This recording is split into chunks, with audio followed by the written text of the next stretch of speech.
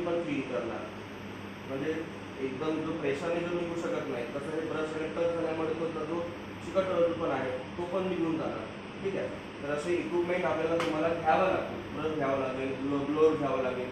आता नसेल तर मग आजूबाजूच्या दुकानामध्ये, इलेक्ट्रिकलच्या दुकानामध्ये जाऊ थोडंसं दे ना, थोडंसं काम आहे रिक्वेस्ट ड्रेसिंग साफ करून नका देऊ नका तर महिन्यात नाही पडा मागायला काहीच प्रॉब्लेम नाही. 2 महिन्यातून 3 महिन्यातून देऊ शकते. ठीक आहे. तर असे छोट्या मोठे काही गोष्टी राहतात.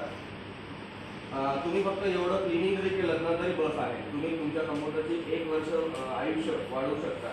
ठीक आहे. सगळ्यात जास्त मॉइश्चर आणि डस्ट मुळेच खराब होतो. आणि तिसरी गोष्ट म्हणजे असं आहे, तुमचा कम्प्युटर केव्हा खराब होते, ज्यावेळेस तुमचं जो इलेक्ट्रिसिटी आहे त्याच्यामध्ये जो पॉवर सप्लाय तो कधी हाय होतं तर कधी लो होतं. तर आपल्या कम्प्युटरला अखंडित कंटिन्यू सप्लाय पाहिजे.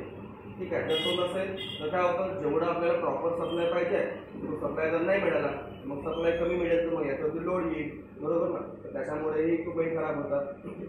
समजा जेवढं आपल्याला पॉवर सप्लाय पाहिजे आहे त्याच्यापेक्षा जर जास्त जर सप्लाय झाला तर त्याच्यामुळेही आपला मदरबोर्ड, SMPS जास्त करून काय होतात, SMPS धड होत जातात. ठीक आहे. तर मग आता असं नाही झालं पाहिजे. मग आपल्याला काय करावं लागतं, मग आपल्याला स्टेबलायझर जो असतो त्याचं नाव आहे स्टेबलायझर, मार्केटमध्ये मिळतो. ऑनलाईन तुम्ही सर्च करून बघा. तो मला वाटते 3-4 हजारापासून सुरुवात आहे.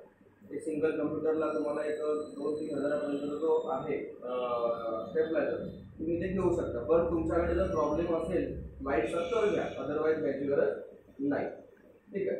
तर तसं जर आपण तो जर घेतलं की नाही, जर लो जर सप्लाय असेल तर मग तो जेवढा आवश्यक सप्लाय आहे तो आवश्यक सप्लाय आपल्या कम्प्युटरला प्रोव्हाइड करते.